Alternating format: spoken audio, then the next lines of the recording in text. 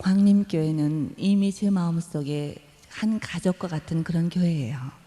많은 분들이 저희 상담대학원에서 공부도 하셨고, 또 지금도 제가 섬기는 홈에 와서 가정사역 동역자로 이모저모로 봉사도 하시고 훈련도 받으시고 또 그것을 가지고 사역도 하고 계시거든요. 그리고 무엇보다 이승신 장로님을 비롯한 여선교회에서도 이 가정사역을 지원해 주시고 또 시리즈로 공부도 하셨어요. 앞으로도 이 광림교회는 특별한 방법으로 저의 귀한 동역하는 그런 귀한 교회로 가슴속에 남아있어요. 이런 귀한 교회 와서 여러분과 함께 하나님 말씀을 나누게 된 것을 너무나 감격스럽고 감사하게 생각합니다. 저는 전 세계를 다니면서 이 가정에 대한 하나님 말씀을 나누고 있는데요. 그럴 때마다 늘 함께 동역하는 귀한 동역자가 한 분 계세요. 공동체 훈련으로는 세계적인 권위자예요. 저희 상담대학원에 인간관계 훈련을 강의하고 계신 오분 교수님 나오셔서 공동체 훈련 함께하고 말씀을 나누기로 하죠. 감사합니다. 그리스도의 이름으로 문안드립니다. 내 옆 사람 얼굴 좀 바라보시면서 이렇게 인사 좀 나누세요. 이 자리에 오신 것은 너무나 잘하신 일이에요. 시작. 이 자리에 오신 것은 너무나 잘하신 일이에요. 다시 한번. 당신이 이 자리에 오신 것은 다 내 덕이에요. 시작. 당신이 이 자리에 오신 것은 다 내 덕이에요. 오늘 나 때문에 이 아침에 오신 소중한 가족들과 함께 오전 중에 이 자리에 오시느라고 얼마나 힘들었든지 피곤했든지 상관없이 저하고 함께 목 운동 좀 한번 해봅니다. 목 좀 좌우로 좀 돌려보세요. 혈액순환에 좋은 것 중에 하나가 손뼉 치는 거니까 리듬을 맞춰서 도리 짝짝 잼 짝짝 곤지 짝짝 연결해서 여기까지만 도리 짝짝 잼 짝짝 곤지 짝짝 다 같이 시작. 도리 짝짝 잼 짝짝 곤지 짝짝. 역시 수준 있는 분들만 이 자리에 오셨어요. 2단계 도리 짝 잼 짝 곤지 짝 도리 짝 잼 짝 곤지 짝만 다 같이 시작. 도리 짝 잼 짝 곤지 짝 연결해서 여기까지 하게 되면 도리 짝짝 잼 짝짝 곤지 짝짝 도리 짝 잼 짝 곤지 짝까지. 준비 시작. 도리 잼 짝 곤지 도리 짝 잼 짝 곤지 짝 200점 만점이에요. 이렇게 수준 있는 분들하고 마지막 3단계 도리잼 곤지 짝 도리잼 곤지 짝만 다 같이 시작. 도리 짝짝 잼 짝짝 곤지 짝짝 도리 짝 잼 짝 곤지 짝 도리잼 곤지 짝. 중요한 건 마지막에 짝으로만 끝나면 다 맞은 거예요. 연결해서 다시 한번 해보면 도리 짝짝 잼 짝짝 곤지 짝짝 도리 짝 잼 짝 곤지 짝 도리잼 곤지 짝까지. 이제는 성취감을 갖고 마지막에 짝으로 끝나면서 처음부터 준비 시작. 도리 짝짝 잼 짝짝 곤지 짝짝 도리 짝 잼 짝 곤지 짝 도리잼 곤지 짝. 짝으로 끝났어요. 짝으로 끝난 내 옆에 성도님들에게 당신은 나 때문에 살만 날 거예요. 시작. 당신은 나 때문에 살만 날 거예요. 살만 나는 이유는 내 옆 사람에게 내가 뭔가를 부탁했을 때, 내 옆 사람이 나에게 뭔가를 내게 부탁했을 때 내 마음속에서 거절하는 마음을 짝짝 하고 내어 쫓고 내 옆 사람의 마음도 내 뜻대로 취려는 욕심을 펴서 짝짝 하고 내어 쫓고 당신 탓이야 하고 상대방을 찌르는 마음도 펴서 이미 짝짝 하고 내어 쫓았어요. 자, 이제 의미를 기억하시면서 다시 한번 내 옆 사람 얼굴 좀 바라보시고 당신은 나 때문에 살만 나시죠? 물음표 시작. 당신은 나 때문에 살만 나시죠? 살만 나는 가족들하고 함께 이제 내 옆 사람 눈빛 좀 바라보시면서 당신은 하나님의 놀라운 걸작품이에요. 시작. 당신은 하나님의 놀라운 걸작품이에요. 나는 당신 때문에 살맛이 나요. 시작. 나는 당신 때문에 살맛이 나요. 당신은 나 때문에 살맛 날 거예요. 시작. 당신은 나 때문에 살맛 날 거예요. 이 아침에 사랑하는 가족들끼리 살만 나는 분들끼리 모이셨는데 내 옆에 분 혹은 뒤에 분들에게 가장 편안한 자세로 앉으시라고 편안하게 앉으세요 하고 권해드리세요. 편안하게 앉으세요. 예. 자, 이렇게 살만 나는 가족들과 함께 이 시간 여러분 때문에 살만 나는 분에게 마이크를 넘겨서 가장 살만 나는 하나님 말씀을 함께 나눕니다. 고맙습니다.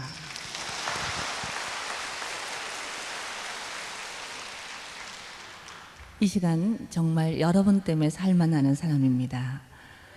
그러다 우리를 가장 살만 나게 하시는 분은 하나님이시죠. 무엇보다 하나님께서 우리에게 말씀을 주셨다는 것이 얼마나 영광스럽고 황송한 일인지요. 우리가 날마다 이 말씀을 대할 수 있다는 것보다 그리스도에서 더 감격스러운 일은 없을 거예요. 우리 오늘 이 짧은 시간 이 비전 있는 그리스도인 가정에 대한 말씀을 자녀 교육에 초점을 맞추어서 말씀을 함께 나눌 텐데요. 우리 출애굽기 2장을 함께 펴시겠어요.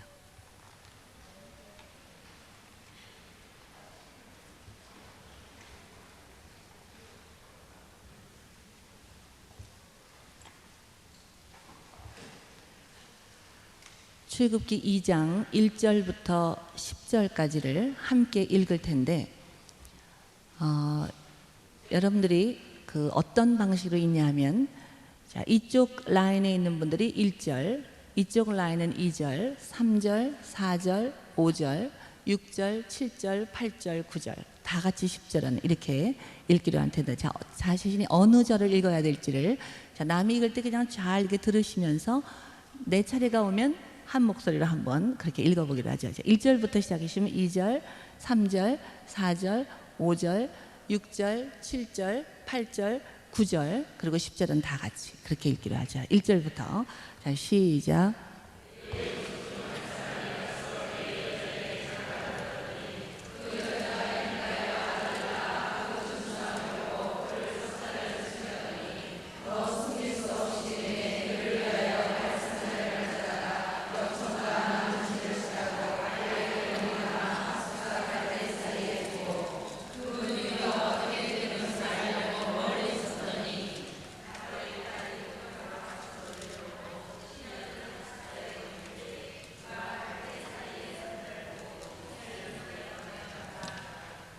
자, 2층에서 시작 6절 시작.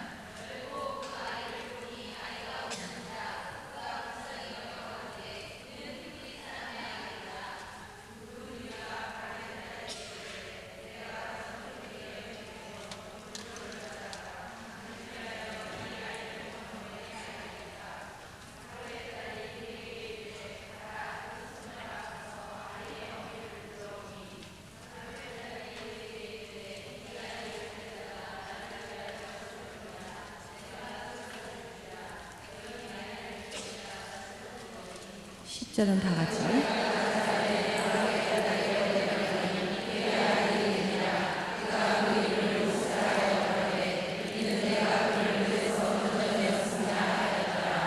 아멘. 함께 기도하고 이 말씀 나누시죠. 기도하시겠어요? 눈 감고 기도하시는 가운데 심호흡을 크게 한번 해보세요. 어깨에 있는 힘을 빼시고 가장 편안한 몸과 마음으로 여러분 마음속 깊숙이로부터 하나님 아버지 이렇게 불러드리세요. 이 시간 하나님께서는 가장 사랑하는 자녀에게 가장 좋은 것을 주시기를 기뻐하는 심정으로 여기 임재하고 계세요.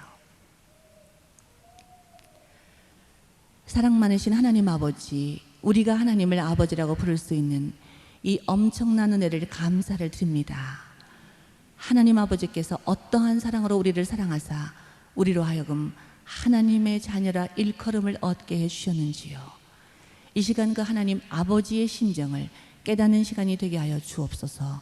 말씀을 풀어주실 때 우리 마음이 뜨겁게 하시고 이 말씀이 우리의 상급이 되어 주시옵소서. 능력이 되어 주시옵소서. 생명이 되어 주시옵소서. 예수님 이름으로 기도합니다. 아멘. 성경에는 자녀 교육의 말씀이 굉장히 많이 나와 있는데요. 우리가 먼저 자녀 교육의 원리를 알기 이전에 우리는 모두가 우리 부모님 앞에 자녀였어요. 혹시 우리 가운데 부모님과 지금 부정적인 관계를 가지고 있는 분들이 있다면, 혹시 부모님을 향해서 아직도 용서하지 못한 부분이 있다면, 또 부모님께 효도해드리지 못했다는 죄의식이 있다면, 아니면 마음속에 혹시 원망을 가지고 있다면, 조금이라도 부정적인 마음을 가지고 있다면 이 시간 그것부터 푸세요. 그냥 마음속으로 하나님, 저를 용서해 주세요. 우리 부모님을 용서해 드립니다.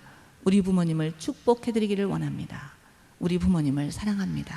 이렇게 고백해 드리면 돼요.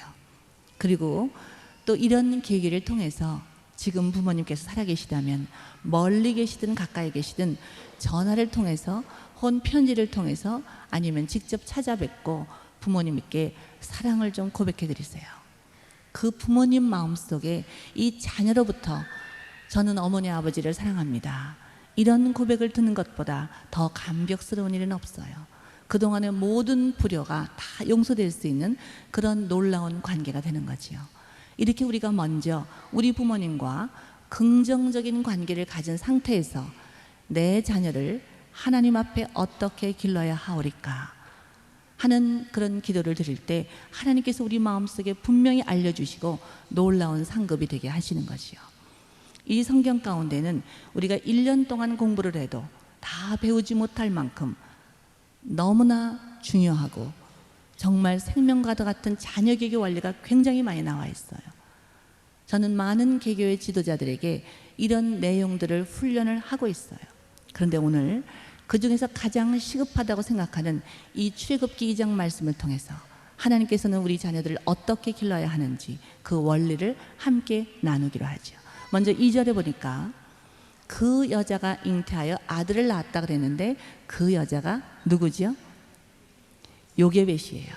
자, 요게벳 몇 남매를 낳았어요?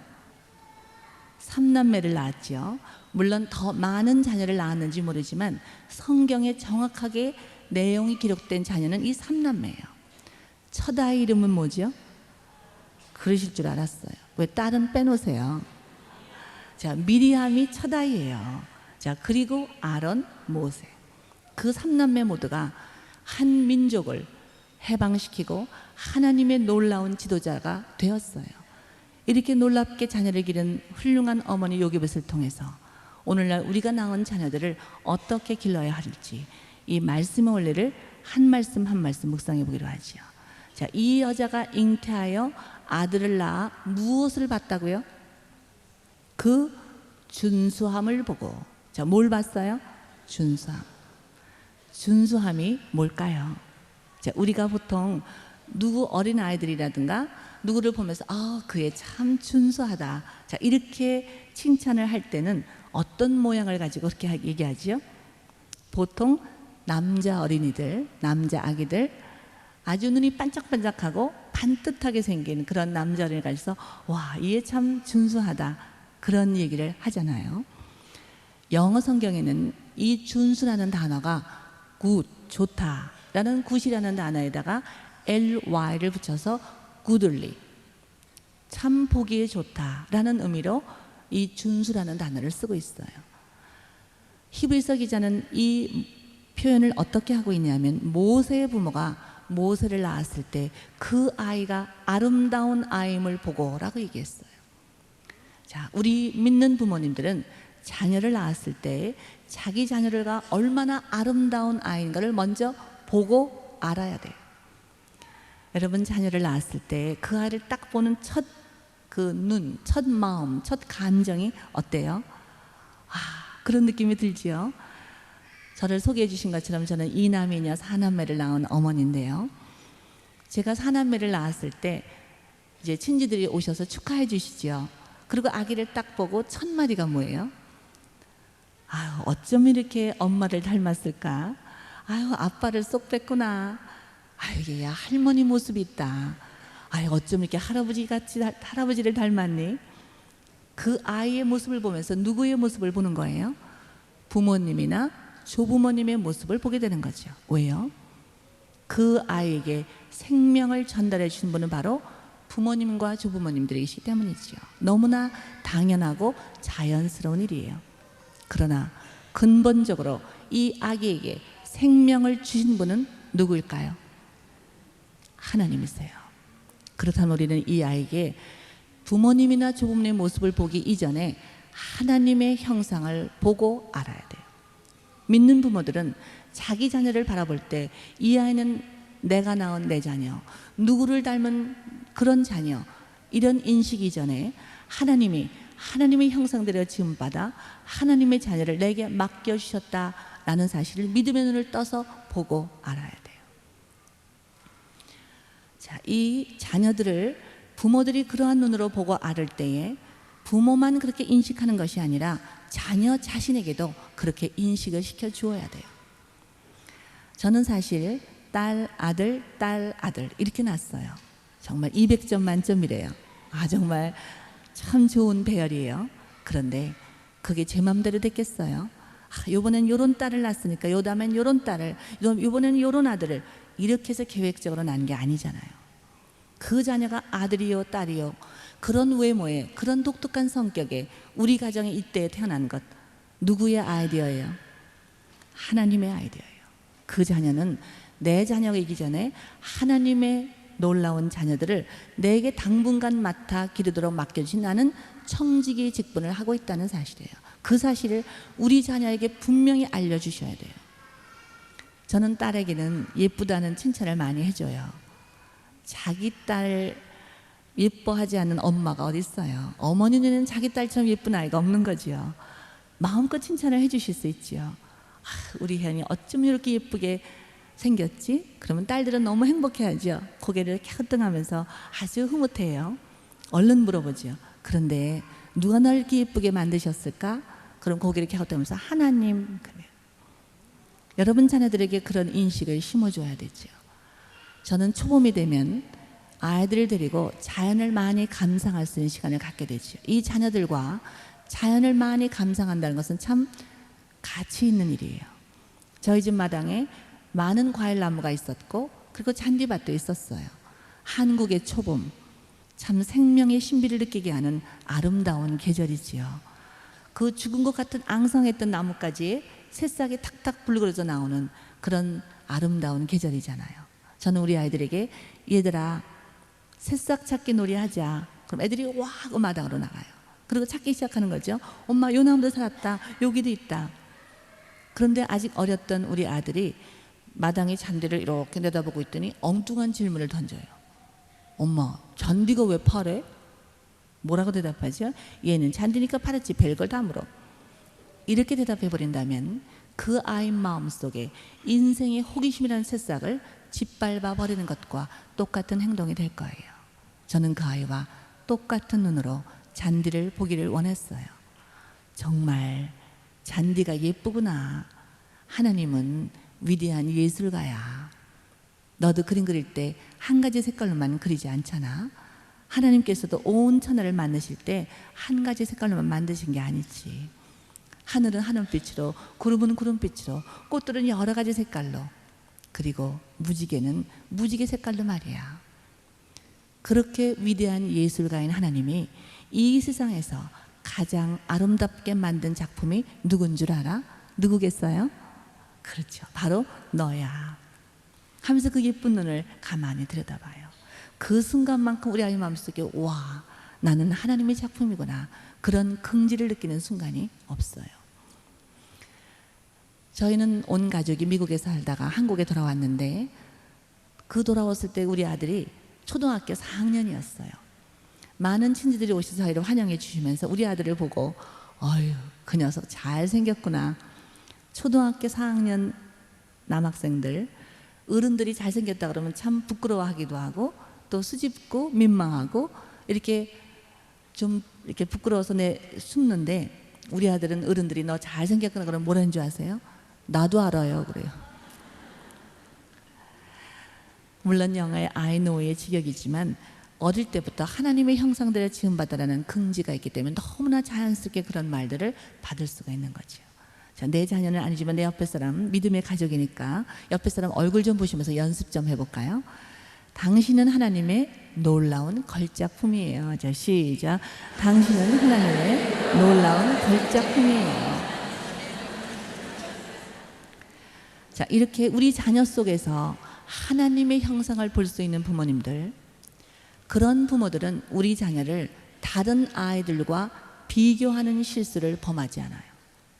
우리는 가정에서 종종 하는 말들이 있지요. 얘는 동생만도 못해. 네 형은 너한테 어떻게 했단 말이야. 저 권사님 아들 좀 봐. 장로님 따님 좀 봐. 목사님 아들 좀 보라니까. 자, 이렇게 우리가 낳은 자녀들을 형제 자매들끼리 혹은 그 이웃의 아무개와 비교하고 있기 때문에 우리 자녀들을 정말 비참하게 만드는 경우가 많이 있어요. 자, 내가 낳은 내 자녀라 할지라도 이 자녀들은 누구와도 비교할 수 있는 대상이 없어요. 그 자녀는 그 자녀만이 가지고 있는 독특한 하나님의 형상을 가지고 있다는 사실이에요. 그러면 이 아이는 정말 이 세상에 그런 애 하나도 없다는 사실을 확실하게 인식을 시켜줘서 비교의식이 아니라 긍정적이고 창조의식을 가지고 자기 자신감을 가질 수 있도록 도와줘야 되는 거죠. 자, 다시 한번 연습해 볼까요? 옆에 사람 보시면서. 당신은 세상에 한 분밖에 없는 분이군요. 시작. 당신은 세상에 한 분밖에 없는 분이군요. 자, 이렇게 우리 자녀들을 믿음의 눈으로 하나님의 형상대로 지음받은 하나밖에 없는 자녀들이라는 사실을 보고 안 부모님들이 두 번째 알아야 할 사실은 이렇게 소중한 아이, 세상에 하나밖에 있을 수 없는 아이, 그리고 장래 우리 가정의 주인공이요, 교회의 주인공이요, 국가의 주인공이요, 그리고 천국의 주인공이 될 우리 자녀들을 둘러싸고 있는 위험성이 있다는 것도 보고 알아야 돼요. 자, 이 본문 말씀에서 그 당시 태어난 모세, 어떤 시대 환경에서 태어났을까요? 이 모세는 그 당시 이스라엘 민족들이 애굽의 노예가 된 상태에서 태어났어요. 애굽의 임금 바로는 잔인하고도 영리한 임금이었어요. 자, 자기 민족 속에 다른 민족이 섞여 살고 있는데 그 민족이 너무나 강성해지고 있는 거예요. 그래서 위협을 느꼈죠. 그래서 그 민족을 거세시키고 싶은데 어른들을 잡아 죽이게 되면 전쟁이 터질 수도 있고 대혼동이 일어날 수 있으니까 가장 안전하고 가장 손쉽고 가장 확실한 방법을 택했는데 그것이 바로 뭐냐면 어린아이들을 잡아 죽이면 되는 거예요. 그러면 그 민족의 장래는 없어요. 그래서 바로 임금, 이 애굽 임금 바로는 뭐라고 명령을 내렸어요? 이스라엘의 남자 어린이가 태어나면 어떻게 죽여버리라고요? 나일강에 던져서 죽여버려라. 얼마나 위험한 시대 환경이에요. 아들을 낳았다는 기쁨 이전에 이제 나일강에 던져서 죽여야 되는 거예요. 부모님 손으로. 이 나일강은 애굽 민족에게는 우상이었어요. 그렇기 때문에 이스라엘의 어린이들을 그 속에 던지면 우상의 제물 역할까지 하는 이중 삼중의 효과가 있었던 그런 영리한 명령이었죠. 오늘날 우리 자녀들이 성장하고 있는 이 시대 환경은 그 당시 모세가 태어난 시대 환경보다 덜 위험할까요? 만약에 미국 대통령이 아니면 일본 천황이 한국의 애들이 너무나 똑똑하고 너무나 위협적인 존재다, 그래서 한국 애들을 다 죽여라, 이런 명령을 내리신다면 어떡하시겠어요? 오늘날 그런 명령을 내릴 수 있는 임금도 그런 명령을 내릴 수 있는 대통령도 국가대표가 있을 수가 없어요. 그런데 이 현대에도, 아니 이 순간에도 우리가 낳은 자녀들을 던져서 죽여버리라고 명령을 내리고 있는 한 잔인한 임금이 있어요. 그는 바로 누구냐 하면 세상의 임금된 공중의 권세 잡은 자 사단이라는 사실이에요. 사단은 지금도 우리가 낳은 자녀들을 이 세상이라는 물결에다 던져버리라고 명령을 내리고 있는데, 이 세상이라는 물결은 그 당시 나일강보다 비교도 안 될 만큼 더 무시무시한 물결이라는, 우상의 물결이라는 사실을 잊어서는 안 돼요. 믿는 부모들조차 무감각하게,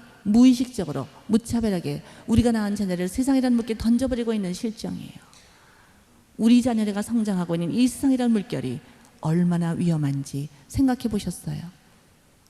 신문지장에서 매일 떠들어대고 있는 청소년 범죄 문제는 어떨까요? 남의 자녀의 이야기일까요? 제가 아는 한 중학교 교장 선생님이 계세요. 그분이 어느 날 저에게 이런 가슴 아픈 사건을 털어놓으세요. 저는 지난 한 해에 우리 학교 남학생 대여섯 명을 퇴학을 시킬 수밖에 없었습니다. 이웃의 여학생들을 임신을 시켰기 때문이지요. 그 부모를 모셔와서 면담을 했어요. 근데 그 부모님이 하는 말이, 선생님, 우리 아이는 순진해요. 나쁜 친구를 사귀었기 때문이지요. 모든 부모가 그렇게 변명을 하시더군요. 그런데 그 나쁜 친구는 도대체 누구의 자녀란 말씀입니까? 우리는 우리 자녀만큼은 죄성이 없는 것처럼 생각하고, 우리 자녀만큼은 유혹에 이길 수 있는 가나이로 생각하고 있는지 모르지만, 이 신문지상에서 떠들어가는 모든 범죄의 사실들은 다 우리 아이들에게 다 노출되어 있다는 사실을 잊어서는 안 돼요.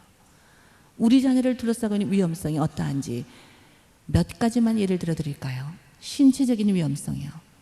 우리 자녀들이 먹고 있는 음식과 마시고 있는 음료가 어떤 것인지 생각해 보셨어요? 이 인스턴트 식품들이 우리 자녀들에게 얼마나 유해한지 우리는 다 인식도 못하고 있어요. 그뿐이겠어요? 많은 위험성이 우리 자녀들 노출되고 있잖아요. 제가 아는 한 어머니는 외동 아들을 기르고 있었죠. 그런데 이 아이가 유치원을 졸업하고 초등학교 입학을 했는데 이상한 간질 증세가 일어나기 시작하는 거예요. 열이 좀 난다든가 조금 흥분한다든가 그러면 막 발작 증세가 일어나는 거죠. 너무나 놀라서 이 아이를 병원에 입원을 시켰는데 아무리 진료를 받아도 원인을 찾아낼 수가 없는 거예요. 유전성도 없고 이 머리를 다친 기억이 없다는 거죠. 그런데 나중에 알게 된 사실은 유치원에서 자전거를 타다가 넘어졌는데 앞니말을 부딪혔대요. 그것밖에는 머리를 다친 경험이 없는데 그 이후로 이상한 이런 발작 증세를 보이는 거죠. 그 어머니는 눈물로 기도하는 것밖에는 그 아이를 치료할 수 있는 방법이 없다고 고백을 해요. 그뿐일까요? 신체적인 위험성은 어느 정도 보호할 수 있다 하더라도 환경의 위험성은 어떤지요? 한 어머니가 저희 상담실로 쫓아오셨어요. 선생님, 어떻게 하면 좋아요? 초등학교 3학년 따님이 학교에서 성폭행을 당했어요. 범인도 잡을 수 없는 그런 가슴 아픈 사건을 당한 거죠. 그분은 하나님 앞에 울부짖는 거죠. 왜 우리 아이에게 이런 일이 일어나야만 되는지, 그 상처를 어떻게 치유해 줘야 되는지 안타깝게 눈물을 흘리고 있는 그 어머니를 봤어요. 이 환경적인 위험성이 얼마나 위험한지, 이 성폭행은 많은 위험성을 가지고 우리 자녀를 위협하고 있어요. 아파트 안에서도, 들에서도, 차 안에서도, 그리고 학교에서도, 심지어는 교회 안에서도, 그리고 친척 사이에서도 말할 수 없이 무서운 사건들이 우리 자녀들을 위협하고 있다는 거예요. 그뿐인 줄 알았어요. 우리 자녀를 둘러싸고 있는 문화적인 위험성이 어떤지 아세요? 사실은 지금 우리는 문화의 시대에 살고 있는데 이 문화가 우리 아이들 집어삼키고 있는지도 몰라요. 우리 아이들이 보고 있는 그 컴퓨터의 위험성이라든가 영화라든가 TV라든가 만화라든가 이 책작 속에 얼마나 그리스도인 가치관과는 전혀 상반되는 잘못된 가치관을 이 자녀들이 마셔들이고 있는지 몰라요. 이것은 마약보다 더 무서운 위험성을 가지고 우리 자녀를 위협하고 있다는 거죠. 학교에서는요, 여러분 학교에서 우리 자녀가 공부만 잘하면 훌륭한 사람이 될 거라고 생각하세요? 오늘날 이 안 믿는 학교에서 세상적인 가치관을 가지고 우리 자녀들을 어떻게 가르치고 있는지 생각해 보셨어요? 어느 날 초등학교 3학년짜리 딸아이가 돌아오더니, 엄마, 학교에서 배웠는데 원숭이 꼬리가 점점 짧아지더니 사람이 됐대. 정말이야? 뭘 배운 거죠? 진화론을 배웠어요. 진화론은 10의 32승분의 1밖에 안 되는 거의 가능성이 희박한 사실인데도 불구하고 마치 과학적인 진리인 양 우리나라 교과서에서 아직도 진화론을 주장하고 있고, 우리 자녀들이 그대로 답안지를 쓰지 않으면 좋은 점수를 받을 수 없는 그런 환경에서 살고 있다는 거죠. 진화론이 오늘날 어떤 결과를 초래했는지 아세요? 우리나라 강력범의 71% 이상이 청소년에 의해서 일어나고 있다는 사실이에요. 청소년의 죽음의 원인의 30% 정도가 자살이라는 걸 알고 계세요. 왜 그럴까요? 진화론이 그 정신적인 이유를 가지고 있다는 거죠. 생각해 보세요. 우리는 벌레를 죽일 수 있고 동물도 죽여서 먹을 수도 있는 그런 사람들이에요. 그런데 그런 벌레나 동물이 조금 발달된 것이 인간이라면 인간을 해치고 그리고 인간을 죽이는 것이 무슨 그렇게 심각한 문제가 되겠느냐는 거죠. 이 생명경시 풍조가 우리 자들을 얼마나 잔인하고 무감각하게 만들고 있는지 생각해 보셨어요? 우리는 이제 이 모든 학교가 세계 유명한 대학들을 보면 하버드라든가 옥스퍼드, 캠브리지, 이런 솔버느 대학, 이런 모든 유명한 대학들은 사실은 교회에서부터 시작됐다는 사실을 잊어서는 안 돼요. 그런데 이 유명한 대학들이 성경을 좀 더 잘 가르치기 위해서 생겨난 대학들이 지금은 성경 말씀이 다 빠져버리고 난 세상의 지식들로 가득 차버리고 말았다는 사실이에요. 이러한 위험성 가운데 여러분은 여러분의 자녀들을 어떻게 보호하시겠어요? 우리는 이 본문 말씀을 통해서 그 위험성을 본 부모들은 반드시 그 보호책도 보고 알아야 된다는 사실이에요. 오늘 이 본문 말씀 3절에 보면 우리 3절을 다 같이 다시 한번 묵상해 보실 텐데, 출애굽기 2장 3절이에요. 시작. 더 숨길 수 없이 되니 그를 위하여 갈상자를 가져다가 역청과 나무지를 칠하고 아이를 거기 담아 하숫과 갈대 사이에 두고. 더 숨길 수 없어요. 우리는 우리 자녀들을 학교에 안 보낼 수도 없고 TV를 전혀 못 보게 할 수도 없고 컴퓨터 못 만지게 할 수도 없고 안 믿는 친구들과 못 사게 할 수가 없다는 사실이에요. 우리는 더 이상 숨길 수가 없어요. 그래서 요게벳은 믿음의 지혜를 발휘했어요. 자, 갈상자를 가져다가 나무 역청과 진을 치다가 거기다 아이를 담아서 하숫과 갈대 사이에 띄웠어요. 이것은 바로 우리가 배워야 할 놀라운 믿음의 보호책이에요. 이 어린아이를 그냥 갈상자 담지 않고 그냥 띄우면 그 자리에서 물에 빠져 죽어버리고 말아요. 그러나 갈상자에 담겨진 어린아이는 물에 빠져 죽지 않고 물에 뜰 수 있는 놀라운 능력을 갖게 된다는 거죠. 게다가 갈상자에 발라진 역청과 나무지는 방수 역할을 하게 되는 거죠. 이 갈상자에 물이 스며들지 못하기는 방수 역할을 하기 때문에 이 어린아이를 능히 보호할 수 있는 보호책이 되는 거죠. 바로 갈상자에 담겨진, 그래서 그 가숫가에 던져진 이 아이는 당장 물에 빠져 죽지 않고 물에 뜰 수 있는 놀라운 능력을 갖게 된다는 거예요. 이것이 바로 우리 모든 믿는 부모들이 알아야 할 믿음의 보호책이죠. 갈상자와 역청과 나무집은 오늘날 우리에게 무엇을 말해주고 있을까요? 갈상자는 나무로 되어 있어요. 예수 그리스도의 십자가와 보혈을 우리에게 말해주고 있어요. 역청과 나무지는 바로 보혈의 상징이죠. 이 물이 갈상자 안에 스며들지 못하게 하는 것처럼 이 세상의 물결이, 죄의 물결이 우리 자녀를 스며들지 못하게 하는, 거기서 방지할 수 있는 유일한 보호책은 예수 그리스도의 보혈뿐이지요. 좀 더 간단하고 쉽게 말하면 우리 자녀들이 어릴 때 예수님을 개인적으로 영접해서 구원의 확신을 가진 가운데 살아계신 하나님의 자녀로 그분과 인격적인 관계를 가진 가운데 살 수 있을 때 우리 자녀들은 세상에 어떤 유혹을 받아도 어떤 위험성에 터져도 그것에서부터 안전하게 대처할 수 있는 능력을 갖게 된다는 사실이에요. 우리 자녀들은 만 4돌만 되면 죄의식과 심판의식을 갖게 되기 때문에 인격적으로 개인적으로 예수님을 영접해서 구원의 확신을 가질 수가 있어요. 아마 여기 모이신 우리 부모님들은 자녀들을 이 교회 안에서 길렀을 거라고 믿어요. 그런 자녀들은 얼마나 놀라운 특권을 가지고 있는지 인식을 하고 있는지요. 이 자녀들이 하나님께 기도할 수 있는 능력을 가질 때 우리 자녀들은 참으로 놀라운 보호를 받고 있는 거지요. 어느 날 초등학교 1학년 자녀를 기르는 어머니가 전화를 하셨어요. 선생님 기도해 주세요. 무슨 일이 있으세요? 우리 아이가 학교 갔다 돌아올 시간이 훨씬 넘었는데도 길을 잃어버렸는지 돌아오질 않아요. 학교에서는 벌써 몇 시간 전에 떠났다는데요. 우리는 함께 기도했어요. 깜깜해져도 이 아이를 찾을 수가 없는 거예요. 얼마나 안타까운지. 그런데 한밤중이 되었을 때 참으로 기적적인 방법으로 이 아이를 찾게 됐어요. 그 초등학교 1학년밖에 안 된 어린 딸의 얼굴에는 눈물 자국으로 다 얼룩이 져 있었고, 그 어머니 품에 첫 안기면서 첫 마디가 뭔지 아세요?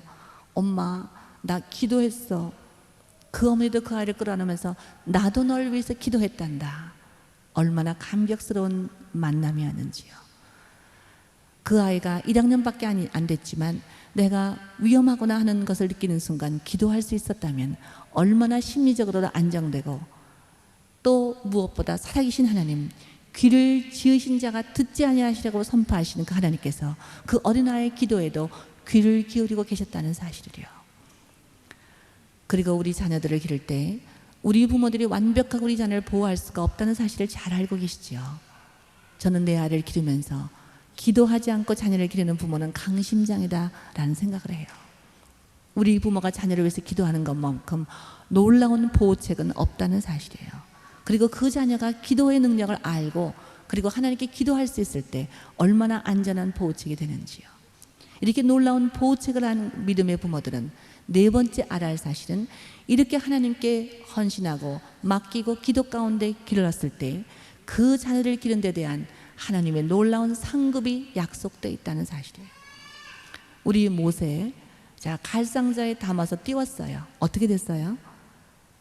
이 바로의 딸 공주가 목욕하러 왔다가 그 갈상자를 건졌어요. 자, 그럴 때 누가 그 갈상자를 지켜보고 있었어요? 누이 미리암이. 그리고 누이 미리암이 공주 앞에 뛰어나갔지요. 그리고 뭐라고 얘기했어요? 유모를 불러올까요? 그리고 누굴 불러왔어요? 친어머니를 불러왔지요. 이것이 우연일까요? 참 놀라운 사실이에요. 그 미리암은 그 당시 10살밖에 안 된 어린 소녀였어요. 그런데 아기 동생의 생명을 지키기 위해서 공주 앞에 담대히 뛰어나간 거예요.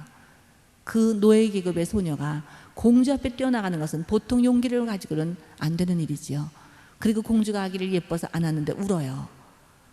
자, 여러분, 남의 아이를 예뻐서 안았는데 울어요. 참 당황하죠. 그럴 때 미리암이 뭐라 그래요? 유모를 불러올까요? 공주님, 이 아이는 공주님이 싫어서 우는 게 아니에요. 배가 고파서 우는 거예요. 그래서 허락을 받고 뛰어가서 어머니를 불러오는 거죠. 이 미리암 10살밖에 안 된 소녀였지만 이런 용기와 지혜가 있었어요. 오늘날 모세와 같은 지도자가 필요해요. 그러나 모세와 같은 지도자가 있기 위해서는 요게벳 같은 믿음의 어머니도 필요하고 미리암 같은 용기와 지혜를 갖춘 누이도 필요하다는 사실이에요. 자, 이 미리암의 전가를 받은 어머니 요게벳 어떻을까요? 요게벳은 이 아이를 갈상자에 담긴 했지만 하숫가에 던지고 나서 그 어머니 심정이 오죽했겠어요. 하나님 앞에 울부짖고 있었겠지요. 자, 그리고 부른 젖을 부둥켜 안고 그리고 눈물을 흘렸을 것 같아요. 이사야서를 보면 젖 먹이는 여인이 어찌 그 아들을 잊겠느냐. 그 여인이 너를 잊을지라도 나는 너를 잊지 않겠다. 젖 먹이는 여인은 아이를 잊을 수가 없어요. 저도 모유를 먹여서 아이를 길렀는데 저는 이 아기가 모유를 먹일 때는 그때도 제가 이렇게 강의를 했는데 강의를 하다가도 젖이 부르면 막 뛰어가요. 우리 아기가 배고프다고. 왜냐하면 엄마가 젖이 붓는 시간과 아기가 배고픈 시간 직결되어 있거든요. 그래서 이 어머니는 젖 먹이는 아이를 잊을 수가 없는데 하나님이 얼마나 자상하게 우리를 사랑해 주시냐면 그 어머니가 우리를 잊을지라도 하나님은 우리를 잊지 않겠다고 약속하고 계신 거예요. 요게벳이 미리암의 전가를 받고 아마 아기에게 젖을 먹이세요 하는 말이 얼마나 감격했는지 맨발로 뛰어갔을 것 같아요. 그리고 울고 있는 아기를 가슴에 품고 젖을 물리는 그 순간 요게벳의 심정은 어떠했을까요? 이 모유를 먹이는 것은 너무나 중요한 일이에요. 우리는 이제 이 그리스도인들부터 모유를 먹이는 운동을 벌여야만 돼요. 아무리 과학이 발달돼서 인공우유가 영양가 좋은 많은 우유가 나온다 할지라도 하나님이 만들어주신 이 아기를 위한 양식, 모유보다 더 좋은 건 없거든요. 이 아기가 모유를 먹일 때 배고픔만을 충족시키는 본능적인 행위만을 하고 있는 게 아니지요. 어머니와 전인격적인 교제를 하고 있는 거예요. 아기의 혀끝으로는 어머니의 젖꼭지를 빨고 있어요. 아기의 두 눈으로는 어머니의 눈동자를 들여다보고 있고요. 아기의 귀로는 어머니의 심장 소리를 듣고 있는 거예요. 아기의 코로는 엄마의 냄새를 맡고 있고요. 전 인격적인 교제를 하는 가운데 나머지 일생 동안 많은 어려움을 이길 수 있는 넉넉한 힘을 공급해주는 소중한 순간들이거든요. 그 시간을 잃어버려서는 안 돼요. 자, 이 어머니 요괴벳이 모유를 먹였어요. 이야기는 여기서 끝나지 않죠. 9절을 한번 같이 볼까요? 오늘 본 말씀 2장 9절 다 같이 다시 한번 묵상해 보죠. 바로 이 딸이 그 이르되 이 아이를 데려다가 나를 위하여 젖을 먹이라. 내가 그 삭슬 주리라. 이를 데려다가 젖을 먹이라. 자, 이 아이를 데려다가 누구를 위해서 젖을 먹여달라고요? 공주를 위해서. 왜요? 이 아이는 더 이상 요괴벳의 아이가 아니라 공주의 아이가 됐으니까. 그러면 젖을 먹이면 뭘 주겠다고요? 삭슬 주리라. 요괴벳이 삭슬 받기 위해서 젖을 먹이는 거예요? 아니죠. 자기가 낳은 아기에게 젖을 먹이는 것만으로도 너무나 감격하고 감사한 일인데 이제 이 젖을 먹인 거에 대한 삭까지 받게 된 거죠. 이것이 바로 모든 믿는 부모들에게 주어지는 하나님으로부터의 상급의 약속이에요.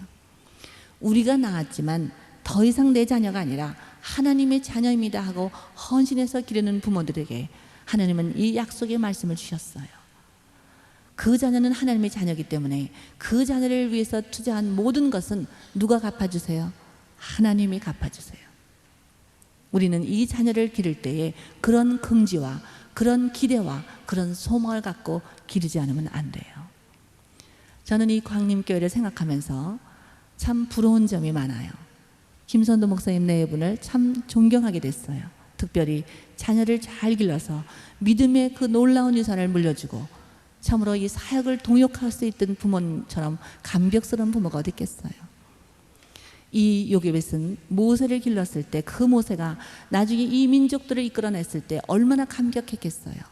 그리고 이 어머니 요괴벳이 하나님부터 놀라운 상급을 받는데 그 요괴벳은 아이를 기르는 과정에서도 아기를 위해서 필요한 모든 것을 누구한테 달라고 요청하면 돼요?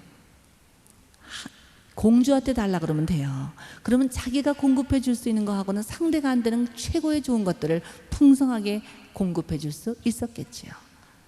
우리가 낳은 자녀들이 내 자녀가 아니라 하나님의 자녀로 헌신하고 기르는 부모들은 이런 특권이 있어요.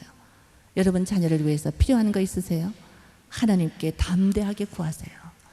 자녀를 위해서 믿음이 필요하면 믿음을, 자녀를 위해서 물질이 필요하면 물질을, 자녀를 위해서 지혜가 필요하면 지혜를, 자녀를 위해서 가정 화목이 필요하면 가정 화목을 바로 자녀를 위해서 구할 때 그것이 정말 우리 자녀에게 가장 좋은 것이라면 하나님께서 아낌없이 주신다는 사실이에요. 이렇게 하나님의 자녀를 기르고 있는 우리 그리스도인 부모들이 자녀를 기르는 동안에 그 자녀를 마음껏 사랑할 수 있는 기회를 가지고 있는 거죠. 그런데 자기가 낳은 자녀를 사랑하지 않는 부모가 어디 있어요? 근데 이 부모님의 사랑이 잘못 전달되고 있기 때문에 우리 자녀들은 어떤 때는 오히려 해가 되기도 하고 우리 자녀를 왜곡시키는 일들이 생긴다는 사실이에요. 부모가 자녀를 사랑하는데도 올바른 방향성과 기술도 필요해요. 오늘 저는 여러분들에게 이 자녀를 사랑하는 표현을 할 수 있는 기술을 가르쳐 드리고 싶어요. 구체적으로 여러분이 적용할 수 있도록. 많은 기술들이 있는데 시간이 되는 대로 크게 두 가지 기술만 소개하기로 하죠. 첫째는 자녀를 있는 그대로 용납해 주어라. 자, 기술의 첫 번째 기술이 뭐라고요?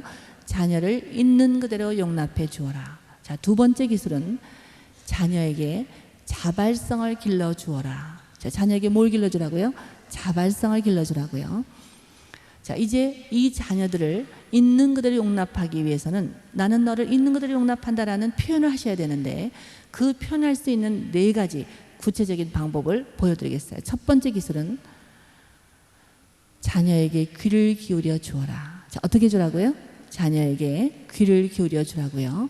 자, 제가 이렇게 일방적으로 설명만 하면 여러분이 실감을 못 하실 것 같아서 오분 교수님이 저의 아들이나 딸이 되고 제가 어머니나 아버지가 되어서 한번 구체적으로 사례를 보여드리기로 하겠어요.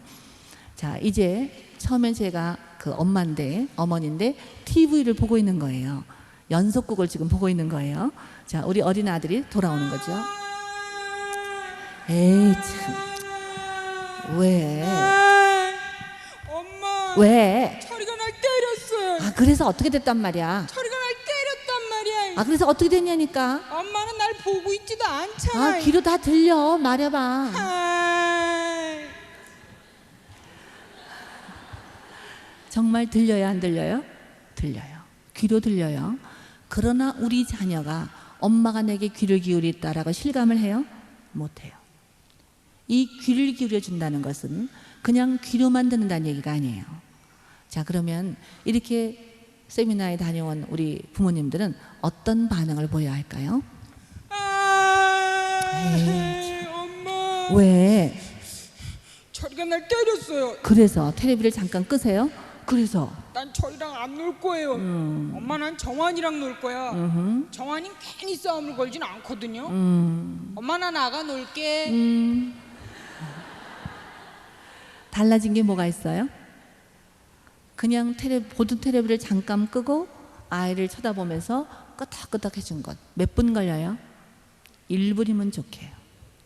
그 짧은 시간도 우리 자녀에게 경청해 주지 않기 때문에 우리 자녀의 마음이 풀어지질 않는 거죠. 자, 우리 자녀를 있는 그대로 용납한다는 것은 첫 번째 기술이 뭐라고요?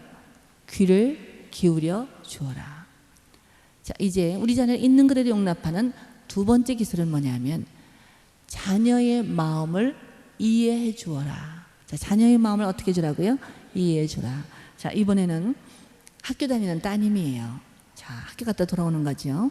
엄마, 오늘 학교에서 내 빨간 색연필을 몽땅 다 잃어버렸어요. 아니 뭐야? 또 잃어버렸어? 그냥 벌써 몇 번째야? 그냥 번번이 잃어버려 그냥. 응? 엄마가 나갈 땐 잘 꼭꼭 챙기라 그랬더니 잘 뒀단 말이에요. 잘 둔 게 왜 없어져? 맨날 아무렇게나 흘리고 다니니까 잃어버리지.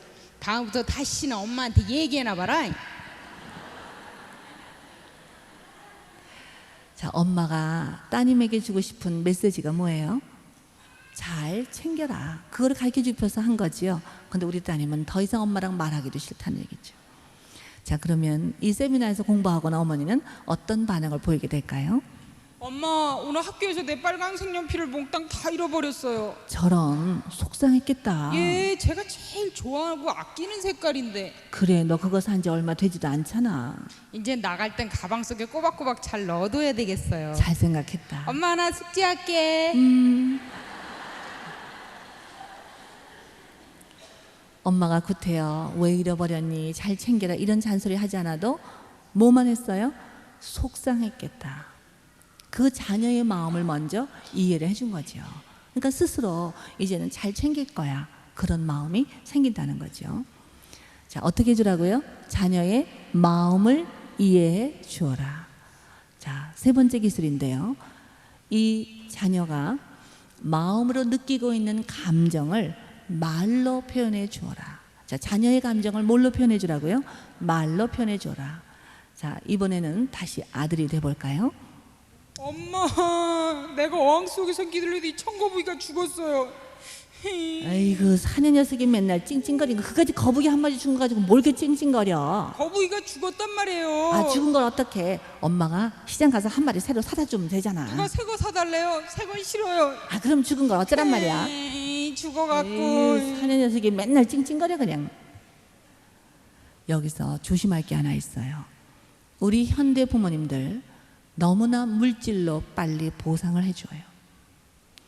우리는 물질적인 풍요로움이 우리 자녀를 행복하게 해준다고 생각하세요? 아니에요. 사실은 잘못하면 이 물질적인 풍요로움 때문에 우리 자녀의 상상력과 창의력과 꿈을 빼앗을 수도 있다는 사실이에요. 예를 들어 볼까요? 옛날에 우리 아주 어렸을 때는 칼라 텔레비전이 귀했어요. 지금은 너무나 칼라 텔레비전이 집집마다 있어요.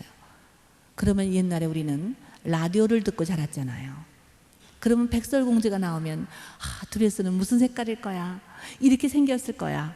우리는 마음껏 상상하고 우리의 창의력을 발휘할 수 있었는데 지금은 그런 상상할 필요가 없어졌어요. 다 보여주니까요. 장난감도 얼마나 좋은 게 많이 나와 있는지 우리 손으로 만들고 애를 써야 할 필요가 하나도 없어졌다는 거지요. 물질적인 풍요로움이 우리 자녀를 행복하게 해줄 수 있는 게 아니에요. 무엇보다 중요한 것은 우리 자녀가 행복한 자녀가 되려면 사랑하는 법을 배워야 돼요. 사랑하며 사는 사람이 행복한 사람이에요. 근데 사랑한다는 게 뭘까요?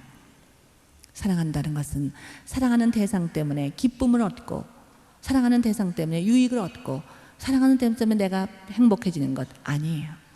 사랑한다는 것은 뭐냐면 사랑하는 대상 때문에 희생도 치러야 되고, 사랑하는 대상 때문에 수고도 하고, 사랑하는 대상 때문에 가슴도 아플 수 있는 것, 이것이 바로 사랑이에요. 그런데 이 죽은 청거북이, 그까지 거북이, 엄마가 한 마리 사오면 돼, 이렇게 얘기하게 되면 그 거북이를 사랑할 수 있는 기회를 빼앗아 버려요. 오늘 우리 마음이 왜 이렇게 허망하고 쾌락을 추구하고 살고 있을까요? 사랑하는 법을 모르기 때문이에요. 자, 그럼 이 세미나에 다녀온 어머니는 어떤 반응을 보여야 할까요? 엄마, 오늘 엉성에서 길르던 이 내 청거부이가 죽었어요. 저런, 청거부이하고 너랑은 꼭 친구 같았는데. 예, 제가 막 모래 밑으로 숨는 길도 막 가르쳐 줬었는데요. 그래, 친구를 잃어버린다는 건 슬픈 일이야. 그렇지만 어떡하겠어요, 죽었는데. 마당에다 묻어줄래요. 좋은 생각이다. 엄마랑 같이 묻어줄까? 정말? 그래, 내가 삽 찾아올게요. 그래. 그까지 거북이가 아니라 거북이랑 너랑은 친구 관계였고, 친구를 잃어버린다는 것은 슬픈 일이야. 자, 이런 감정을 입 밖에 낼 수 있는 그런 교훈을 보여주게 되면, 이 어렸을 때 작은 슬픔을 건전하게 극복할 수 있는 경험을 한 자녀들은 나중에 인생의 큰 슬픔을 만났을 때에도 그것을 올바로 극복할 수 있는 능력을 갖게 된다는 거죠. 자, 세 번째 기술, 우리 자녀를 용납할 수 있는 세 번째 기술이 뭐라고요? 감정을 말로 표현해 주어라. 자, 우리 자녀를 있는 그대로 용납하는 네 번째 기술을 소개하지요. 그건 뭐냐면 자녀의 마음의 소원을 환상적으로 들어주어라. 자, 마음의 소원을 어떻게 들어주라고요? 환상적으로 들어주라고요. 자, 이제 자녀가 공부를 하다가 뭐가 먹고 싶다 그럴 때가 있지요. 엄마, 공부하다 보니까 배가 슬슬 고파지는데요. 집에 옥수수 있어요? 아이고, 공부 좀 했나 보다. 또 먹을 거 타령만 하는 걸 보니까. 옥수수 주세요. 아이고, 너가 공부하는 것처럼 좀, 먹는 거 챙기는 것처럼 좀 공부 좀 해봐. 벌써 우등상 탔겠다. 먹는 거하고 공부하고 무슨 상관이에요? 없는 옥수수를 어떻게 줘? 에이, 집에 감자밖에 없어. 감자라도 먹을래? 감자 싫어요. 텁텁해서 목 맥힌단 말이에요. 아이, 그럼 나도 몰라. 없는 옥수수를 어떻게 줘? 에이, 왜 집에 옥수수도 없는 거야? 자, 여기서 여러분 자녀가 공부 잘하기를 원하시죠? 자, 어떻게 하는 게 공부 잘할 걸까요? 우리 자녀가 수학 실력이 70점 받을 실력인데 계속 80점, 90점, 100점 받으라고 요구하면 그 자녀는 정신분열증 환자밖에 안 돼요. 그 자녀를 있는 그대로 용납한다고 하면 그 자녀의 지능과 능력과 그 연령에서 그것을 있는 그대로 용납해 주는 거지요. 여러분 자녀가 시험 보고 오면 뭐라고 물어보세요? 몇 개 틀렸어? 몇 등이야? 몇 점 받았어? 너무너무 부당한 질문이에요. 자, 이렇게 앞으로는 이런 질문을 던지세요. 자녀가 시험 보고 오면 너 이번에 최선을 다했니? 자, 무엇이 공부 잘하는 거냐 하면 최선을 다한 게 공부 잘하는 거예요. 하나님은 우리를 그렇게 카운트 하시거든요. 자, 여러분 자녀들에게 최선을 다했니? 그렇게 물어보셔요. 자, 그런데 이렇게 공부를 하고 온 어머니는 이런 상황에서 어떤 반응을 보여야 할까요? 엄마, 공부하다 보니까 배가 슬슬 고파지는데요. 집에 옥수수 있어요? 아니, 공부를 열심히 해서 옥수수가 더 생각났어? 예, 옥수수 주세요. 네가 옥수수 말하니까 엄마까지 먹고 싶어지는데 어쩌지? 집에 옥수수는 없고 감자밖에 없던데. 야, 엄마가 요술방망 있어. 옥수수 나라 뚝딱 짠 이래서 옥수수가 나오면 너랑 나랑 맛있게 먹을 텐데. 엄마 성의를 봐서 감자라도 먹겠어요. 고마워. 맛있게 해줄게. 자, 그런데 우리 자녀가 이렇게 각본대로만 움직여주는 건 아니겠지요? 어떤 엄마가 집에 가셔서 이렇게 하셨나 봐요. 근데 그 자녀가 그런 감자락도 먹겠어 이렇게 해야 되잖아요. 근데 그 자녀가 그렇게 안 하는 거예요. 당장 슈퍼 가서 사오면 되잖아. 그러더래요. 이 자녀는 기술로만 되는 거는 아니지요. 더 중요한 건 뭐냐면 부모와 자녀의 관계가 중요해요. 이 관계가 올바로 정립이 되고 나면 다른 기술들이 정말 빛을 발할 수가 있는 거지요. 자, 이 자녀가 우리 자녀를 우리는 사랑한다고 고백을 하고 있지요. 그런데 사실은 일상생활 속에서 이 자녀를 사랑하기 이전에 내 마음대로, 내 고집대로, 내 가치관대로, 내 고정관념에 의해서 이 자녀를 끌어당기고 있기 때문에 우리 자녀는 꿈도 잃어버리고 그리고 의욕도 상실하는 그런 결과를 가져오게 돼요. 자, 그래서 우리 자녀에게 이제 이렇게 있는 그대로 용납하는 4가지 기술을 배웠는데, 자, 한번 복습을 해볼까요? 첫 번째 기술은 뭐라고요? 귀를 기울여 주어라. 두 번째는요? 마음을 이해해라. 세 번째는 감정을 말로 표현해 주어라. 네 번째는 마음의 손을 환상적으로 들어주어라. 자, 이것을 여러분이 자녀들에게만 적용하는 게 아니라 부부관계에도 적용하실 수가 있어요. 여러분, 이 남편은 큰 아들과도 같아요. 제가 이남이녀인데 저희 남편이 저한테 뭐라 그러냐면, 사람들이 자녀가 몇이십니까? 저희 남편은 이남 삼녀예요 그래, 저를 포함해서. 그리고 저도 질서라고 저는 삼남이녀예요, 우리 남편을 포함한 거죠. 그래서 제가 맨날 뭐라 하냐면 큰아들이 제일 말 안 들어 그래요. 우리 부부끼리도 이렇게 귀를 기울여주고, 그리고 마음의 손을 환상적으로 들어주고, 감정을 말로 표현해주고, 그리고 그 마음을 이해해주는 그런 기술들이 적용이 돼야만 돼요. 자, 이제 우리가 두 번째 배워야 할 기술은 자발성을 기르는 기술이에요. 뭘 기르는 기술이에요? 자발성. 자, 여러분 자녀가 아침에 일어날 때 얘는 맨날 깨어만 일어나요 하시는 분 마음속으로 손 들어보세요. 우리 자녀다. 이렇게 애들을 맨날 깨어만 일어나는 그런 자녀들 한번 생각해 보세요. 이 자녀를 막 깨워서 일어나요. 빨리 세수해, 빨리 먹어, 빨리 가, 또 갔다 오면 빨리 숙제해, 빨리 자. 온종일 우리 부모가 강요하고 있다는 사실을 생각해 보셨어요? 아침에 눈을 뜰 때 어때요? 여러분들 누가 억지로 깨워서 일어나면 어떤 기분이에요? 정말 살기 싫다 그런 느낌이 들지요? 의욕이 다 없어진다고요. 자발적으로 할 때 그 삶의 의욕이 생기게 돼요. 그럼 아침에 눈을 뜰 때 어떤 기분으로 눈을 뜨세요? 아, 피곤해, 또 일어나야 돼. 아, 이렇게 찡그리고 짜증나면서 일어나세요? 마치 아침마다 일어나는 것이 억울하신 분들처럼 말이에요. 우리가 아침마다 눈을 뜰 수 있다는 것이 너무나 감사하고 감격해서, 와, 오늘 하루도 하나님이 내게 허락하신 거야. 그렇게 자발적으로 일어나고 밥을 짓거나 빨래를 하거나 또 교회를 봉사를 하거나 어디를 하든지 이 자발적으로 하면서 할 수 있을 때 그 인생은 살맛 나는 그런 인생이 되는데, 우리 부모들이 너무나 사랑이 지나쳐서 우리 자녀를 살맛 없게 만드는 그런 부모들이 많아요. 그리고 우리 부모들이 자녀가 행복한 모습을 못 봐요. 불안해갖고 그냥 뭐든지 잔소리해서 이거 해라 저거 해라 이렇게 하고 있잖아요.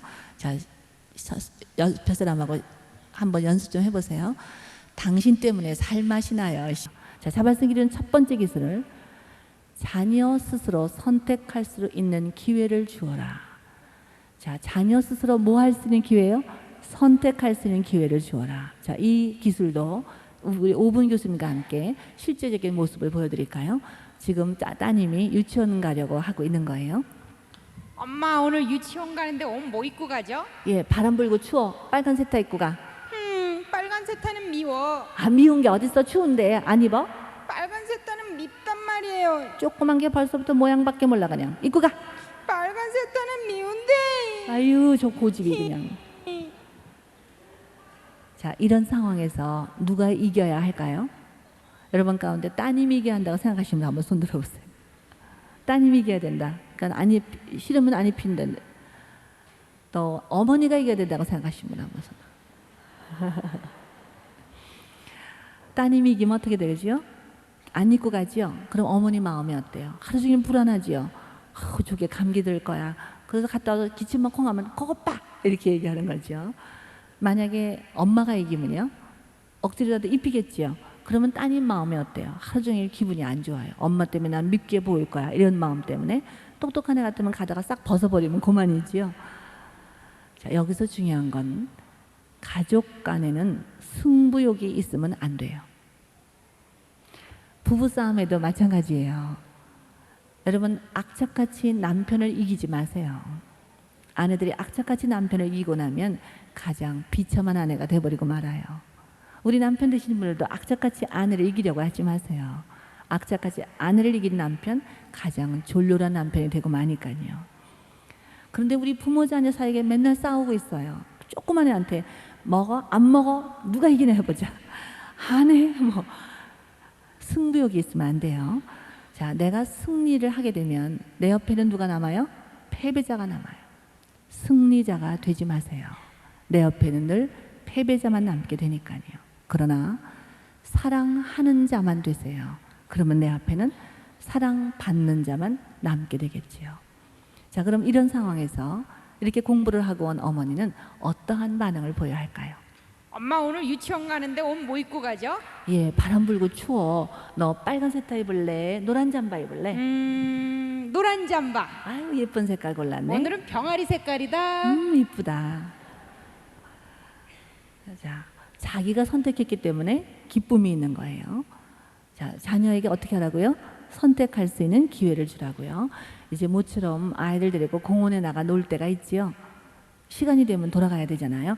예, 4시 5분 전이야. 빨리 일어나. 집에 가야 돼. 시계가 저기 가면 그럼 지금 일어나. 더 놀고 싶은데요. 아, 얘는 하루 종일 놀고도 뭐 그냥 끄떡 더 하나도 없어. 놀고 그냥. 싶은데. 아니, 일어나지 못해 그냥. 자, 이렇게 되면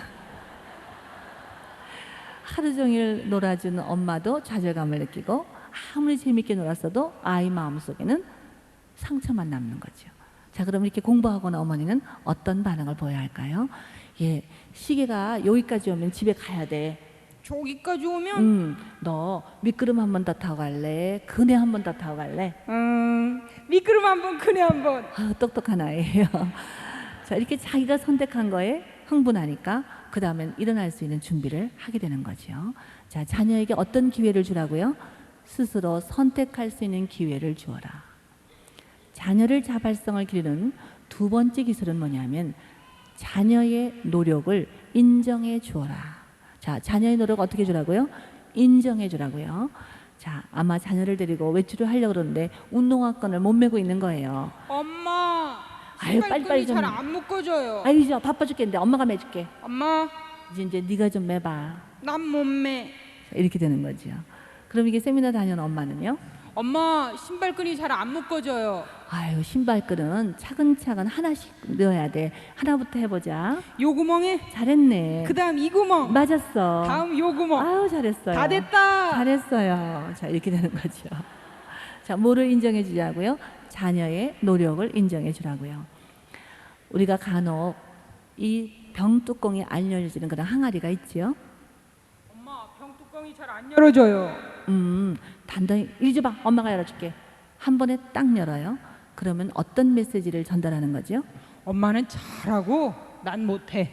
자, 그러면 또 못하는 일이 생기면 엄마, 아이, 좀 네가 해봐. 난 못해. 그렇게 되는 거죠. 자, 이렇게 자녀를 기르게 되면 어른이 된 다음에도 조금만 어려운 일이 생기면 노력을 안 해요. 누군가에게 밀어버리고 있어요. 그래서 주위 사람들을 참으로 힘들게 만드는 본의 아닌 무책임한 사람이 되고 말지요. 자, 그럼 이렇게 공부하고 돌아온 어머니는 어떤 반응을 보여야 할까요? 엄마, 병뚜껑이 잘 안 열어져요. 그게 단단히 다쳤나 보다. 예, 숟가락 그릇 탕 치고 열어볼래? 그래도 안 열리는데요. 너무나 단단히 다쳤나 보지? 그러면 고무밴드로 칭칭 감고 숟가락으로 치고 열어보자. 열렸다. 아우, 열었네. 무슨 얘기예요? 스스로 노력할 수 있는 기회를 주는 거죠. 자, 두 번째 기술이 뭐라고요? 자녀의 노력을 인정해 준다는 거예요. 자, 그럼 이제 세 번째 기술은요. 자녀가 질문을 던질 때 즉각적인 대답을 하지 말고 질문으로 대답을 해라. 자, 자녀가 질문을 던질 때 어떻게 대답하라고요? 질문으로 대답을 하라고요. 자, 아마 밖에 비가 오고 있는 것 같아요. 엄마, 비는 왜 와요? 아니, 왜 오긴 왜 와? 장마 때니까 오지. 에이, 시시해. 자, 이렇게 하면 안 되겠지요. 또 굉장히 지적인 어머니예요. 엄마, 비는 왜 와요? 비는 무거운 공기가 응축돼서 음정기 양적인 게 엄마가 열심히 설명하는데 듣지도 않은 그냥 너무 어려워요. 그렇게 되는 거죠. 그럼 이렇게 세미나에 다녀온 어머니는 어떤 반응을 보여야 할까요? 엄마, 비는 왜 와요? 여러분이 연습 좀 해보세요. 엄마, 비는 왜 와요? 잘하셨어요. 정말 비가 오네. 비가 왜 올까? 하나님이 이쁜 꽃 목마를까 봐. 아유, 좋은 생각이야. 자, 질문은 뭐로 대답하라고요? 질문으로. 아마 아버지가 귀가 시간이 좀 늦은 분인가 봐요. 엄마, 우리 아버지 왜 매일 늦게 들어오세요? 아, 그러게 말이야. 그냥 속상해 죽겠어. 근데 내 아버지 허구한 날 늦어서 그냥. 아유. 에이, 잘못 물어봤어. 자, 참 여기서 조심할 게 있는데요. 우리 부부 사이는 부정적인 관계가 될 때가 있지요. 남편 못마땅할 때도 있고 정말 보기 싫을 때도 있어요. 그러나 여기서 중요한 거는 여러분 남편을 미워한다고 생각하세요? 아니에요. 남편이 못마땅한 것이 아니라 그 인격과 행동을 분별할 수 있는 안목이 필요해요. 여러분 남편 자체를 배척하거나 미워하는 게 아니라 남편이 한 말, 그의 잘못된 생활 습관, 그의 믿음 없는 그런 생활 태도 이런 게 미운 거지 남편이 미운 게 아니지요. 우리는 부부 사이에 부정적인 관계가 될지라도 그 부정적인 감정을 자녀에게 전가시켜서는 안 돼요. 부부 사이는 금방 회복이 될 수 있지만 이 부모님을 향해서 상처를 받은 자녀들은 일생 동안 그게 상처가 될 수 있는 거기 때문에 여러분 가정에서 이 자녀를 사랑하는 기본은 뭐냐면 그 자녀의 아버지를 존중해주고 그리고 그 자녀의 아버지를 인정하는 것, 존경을 표현하는 것 이것이 자녀를 가장 사랑하는 기본이에요. 우리 자녀들에게 아버지는 중요한 존재예요. 이 인생에 힘을 주는 대상이 아버지고 하나님 아버지의 이미지를 심어주는 것이 아버지예요. 근데 그 아버지가 힘이 없고 무능하다는 것을 알게 되면 우리 자녀는 인생에 힘이 없어요. 그래서 이 어머니들이 그 자녀가 아버지를 존중해 줄 수 있도록 돈을 잘 벌어서가 아니라 믿음이 좋아서가 아니라 지위가 높아서가 아니라 너를 낳은 아버지다. 그거 하나로 말미암아 그 아버지를 마땅히 존중해야 된다는 사실을 어머니들이 보여주지 않으면 안 돼요. 그래서 부정적인 감정이 있다면 혹시 자녀 앞에서 부부싸움 할 수도 있어요. 그런데 만약 자녀 앞에서 부부싸움 하셨다면 자녀 앞에서 화해하는 모습도 보여드리세요. 자, 그러면 이렇게 이런 경우에는 이제 또 그렇다고 또 부부가 똘똘 뭉쳐있는 부부도 있잖아요. 자, 그런 부부를 한번 볼까요? 엄마, 우리 아버지 왜 매일 늦게 들어오세요? 아휴, 네 아버지가 좀 바쁘시냐? 딱해 죽겠어. 얼마나 힘드신지. 너희 고모 등록금도 계속 돼야지. 할머니 용돈 드려야지. 너 공부시켜야지. 네가 좀 공부 좀 잘해. 그러니까. 그런 거 같지도 않더라.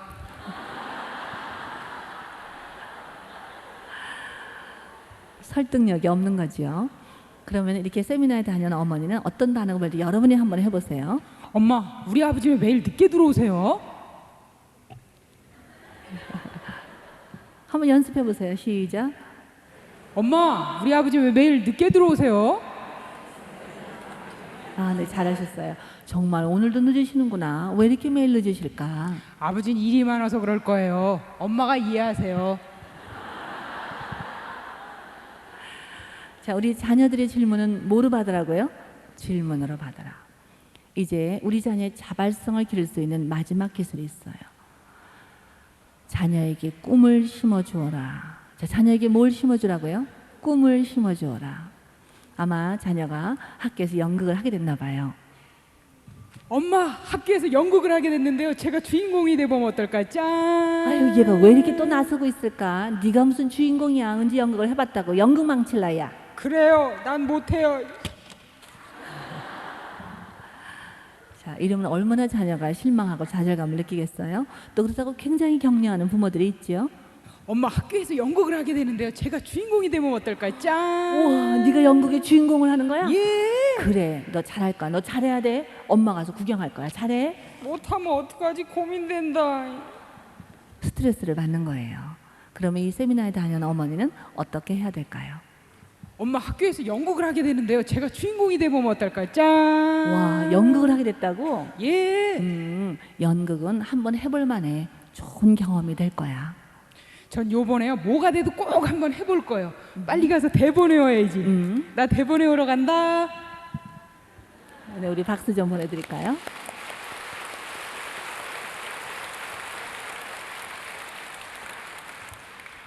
우리 자녀에게 뭘 심어주라고요? 꿈을 심어줘요. 뭘 잘해야 된다라는 그런 압박감을 주는 것이 아니라 연극은 한번 해볼 만해. 좋은 경험이 될 거야.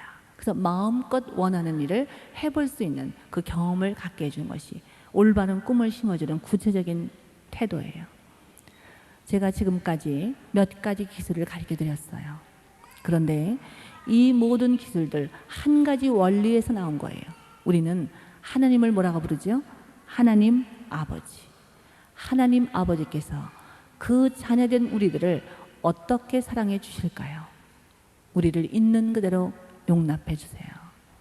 우리에게 만약 너가 더 이렇게 해라 하고 우리에게 율법으로 구원받게 하셨더라면 우리 가운데 아무도 구원받을 사람이 없어요. 전적인 은혜로 우리를 있는 그대로 용납해 주셨기 때문에 우리는 구원받고 영생을 얻을 수 있고 하나님의 자녀가 될 수 있었잖아요. 하나님 아버지께서는 이 순간도 우리에게 귀를 기울이고 계세요. 시편 116편 1절을 보면 여호와께서 내게 귀를 기울이셨으므로 내가 저를 사랑하는도다. 하나님이 우리에게 귀를 기울이고 계세요. 그래서 나는 하나님께 사랑하며 하나님께 기도하기를 끊이지 않겠다고 시편 기자는 고백하고 있잖아요. 여러분 자녀들에게 귀를 기울여 주세요. 사랑하는 이웃에게 귀를 기울여 주세요. 그리고 그 마음을 좀 이해하는 그런 배려 깊은 그런 가족이 돼야 되겠죠. 그리고 그 감정을 자연스럽게 표현할 수 있는 그런 기회를 줘야 되고요. 무엇보다 우리 하나님 아버지께서는 또한 우리를 자발성을 가진 자녀를 기르기를 원하세요. 하나님께서는 우리에게 스스로 선택할 수 있는 기회를 주셔요. 저는 전도를 할 때마다 너무너무 이해를 못하기 때문에 하나님의 사랑을 받을 줄 모르기 때문에 막 강요하고 싶어요. 그런데 하나님께서는 한 번도 강요하신 적이 없어요. 우리가 예수를 믿지 않으면 영벌을 받는데도 불구하고 아무도 강요하지 않으시죠. 만약 하나님이 강요하신다면 온 세계 인류가 구원받지 않은 사람이 없겠지요. 자, 옆에 사람 좀 보세요. 이렇게 좀 칭찬해 드리세요. 당신은 가장 좋은 선택을 하신 분이군요. 시작. 당신은 가장 좋은 선택을 하신 분이군요. 하나님 아버지께서는 우리가 스스로 선택할 수 있는 기회를 주셔요. 그리고 하나님께서는 우리의 노력을 인정해 주세요. 자, 하나님 아버지가 뭘 인정해 주신다고요? 우리의 노력을 말이에요. 여러분 자신 있어서 결혼하셨어요? 여러분 자신 있어서 자녀를 낳으셨어요? 저는 이 교육학의 박사학위를 받았고 자녀 교육을 벌써 30년 동안 가르쳐 오고 있는 사람이지만 제가 자녀를 기르면서 얼마나 한계를 느낄 때가 많은지요. 그런데 놀라운 사실은 하나님 아버지께서는 저에게 완벽한 어머니가 되라고 요구하신 적이 없다는 사실이에요. 제가 완벽한 어머니가 될 수 없다는 사실을 아시면서도 제게 그 하나님의 자녀를 맡겨주셨고 그리고 뺏어가지 않으시잖아요. 우리 아무도 완벽한 부모가 될 수 없어요. 완벽한 남편도 완벽한 아내도 없어요. 완벽한 목사도 완벽한 권사도 없어요. 우리는 다만 은혜로만 그 일을 감당할 수 있어요. 우리가 어머니가 된 것은 은혜로 된 것이기 때문에 우리가 어머니 노릇을 할 수 있는 것도 하나님의 은혜로만 가능한 거죠. 하나님은 완벽한 어머니를 찾고 계시지 않고 은혜를 구하는 어머니를 찾고 계세요. 하나님께서는 우리의 노력을 인정하고 계세요. 우리 막내 아들이 어릴 때부터 뭐든지 자기가 하겠다고 나서기를 좋아하는 그런 자발성 가진 아이였어요. 4살쯤 되었는데 손님이 오시니까 제가 찻상을 들고 가려고 그러니까 우리 아들이 나서요. 내가 들고 갈 거야. 4살 먹은 남자 어린이가 이거 들고 가다가 엎드리거나 깨트리면 어떻게 해요? 그렇지만 저는 안 돼 소리를 안 하지요. 그래, 네가 들고 갈래? 근데 엄마가 조금만 거들어 줄게. 그리고 실제로 누가 드는 거예요? 엄마가 다 들지만 갖다 내려놓고는 누가 칭찬받아요? 아이고 우리 막내가 찻상을 다 들고 왔어. 제 모습이지요. 이것저것 하나님을 한다고 막 나서지만 하나님 보시기에 얼마나 불안하시겠어요. 그래도 한 번도 안 돼 소리 하신 적이 없잖아요. 그래, 네가 해봐라. 그리고는 그 일을 다 해놓고 그러면 누가 칭찬받아요?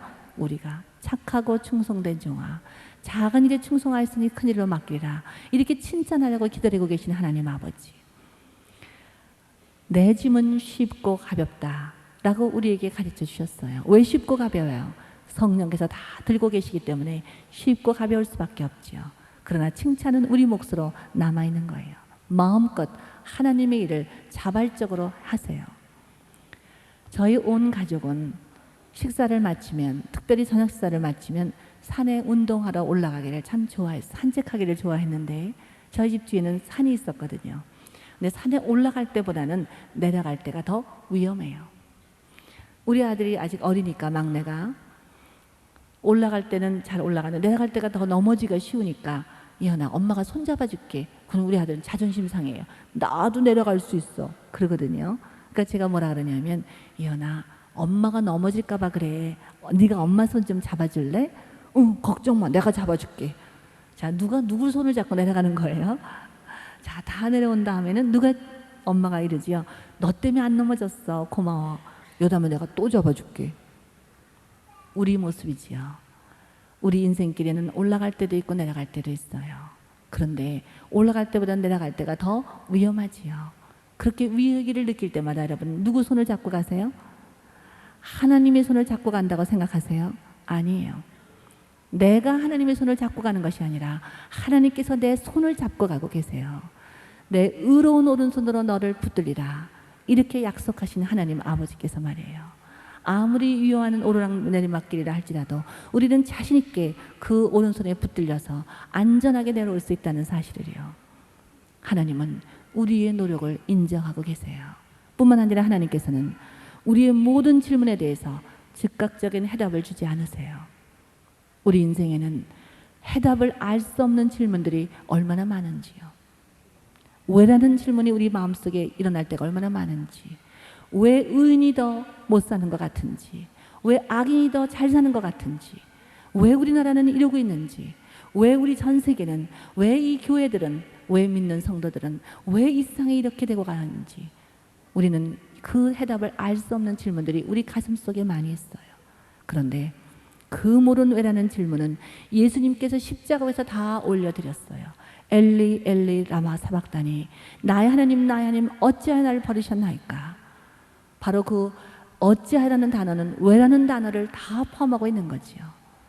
바로 예수님이 모든 인생의 왜라는 질문을 다 걸머지셨고 십자가를 감당하셨기 때문에 우리는 더 이상 그 왜라는 질문 때문에 가슴앓이를 할 필요가 없어요. 우리가 얼굴과 얼굴을 마주대하고 바라볼 때 그 모든 질문은 다 환연하게 선명하게 드러날 것이기 때문일까요? 하나님께서는 지금도 우리 왜라는 질문에 대해서 즉각적인 해답을 들려주지 않고 계세요.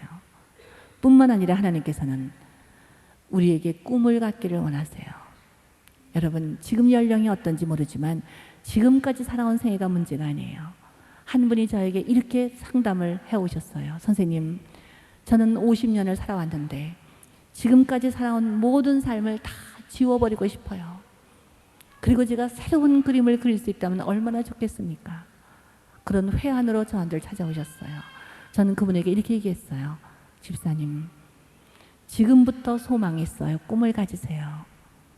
지금까지 내가 어떤 잘못된 그림을 그렸는지 모르지만 지금부터 남아있는 공백에는 내가 그리지 않고 주님이 그리도록 허용하세요. 그분이 손질만 해주시면 그 모든 그림들은 다시 한번 빛을 발하고 아름다운 그림으로 완성이 될 것이니까요. 그래요. 지금부터가 중요해요. 어떤 분이 그래요. 진작 알았더라면 난 애들로 잘 길렀을 텐데 우리 아들 딸은 다 시집가고 장가가고. 아니에요 권사님. 깨닫는 그 순간이 가장 빠른 시간이지요. 하나님께서는 지금 우리에게 생명을 주셨어요. 그 생명이 있다는 것은 바로 꿈과 소망을 가질 수 있다는 놀라운 가능성을 우리에게 보여주고 계신 거지요. 지금이 가장 빠른 때예요. 지금부터 시작할 수 있어요. 무엇보다 우리 자녀를 위한 꿈을 가지세요. 부모가 자녀에게 꿈을 주지 않으면 우리 자녀는 인생의 꿈을 가질 수가 없어요. 21세기 놀라운 세기예요. 특별히 우리 한국 민족들에게는 말이에요. 여러분이 잘 아시는 것처럼 복음은 이스라엘에서부터 예수님이 탄생하시면서부터 그 빛을 발하기 시작했는데 그 빛은 바로 유럽으로 흘러갔어요. 사도 바울이 마게도니 사람의 그 초청을 받고 아시아로 거리던 그 발걸음을 방향을 돌이키는 바람에 유럽의 그 빛이 먼저 비춰졌다는 사실이에요. 유럽 중에서 영국이 그 복음의 빛을 받았고 전 세계 선교사를 보냄으로 말미암아 영국은 부강한 나라가 되었어요. 그래서 해가 지지 않는 나라라는 별명을 가질 만큼 큰 위대한 그 작은 땅덩어리가 위대한 나라가 될 수 있었지요. 그러나 유럽이 타락했을 때 복음은 신대륙으로 넘어가서 미국이 다시 한번 전 세계의 선교사를 파송하는 복음의 국가가 되었고 미국은 바로 하나님의 축복으로 세계에서 제일 잘 사는 나라가 되었어요. 그러나 이제 그 미국도 서서히 타락하고 시작했어요. 이제 이 복음의 횃불은 다시 한번 아시아로 옮겨오고 있어요. 아시아 중에서도 가장 작은 그 분단된 족에 한많은 우리 민족에게 하나님이 놀라운 복음을 맡기셔서 얼마나 교회가 부흥이 되고 전 세계 복음의 빛을 비추고 있는지요. 이제부터 새로운 시작이에요. 우리들 자녀들은 전 세계에 복음을 전파하고 빛을 발하는 세계적인 지도자가 될 수 있는 그런 잠재력을 가지고 있다는 사실이에요. 여러분 자녀들에게 그런 꿈을 주세요. 그저 내 앞에 놓여 있는 그것만 가지고 아웅다웅하는 그런 자녀가 아니라 전 세계를 가슴에 품는 그런 꿈을 갖는 자녀로 길러야 돼요. 하나님 말씀을 약속하시기를 내 입을 넓게 열라 내가 채우리라. 여호와를 기뻐하라. 내 마음의 소원을 이루어 주시리로다. 같이 잠깐 기도하시죠.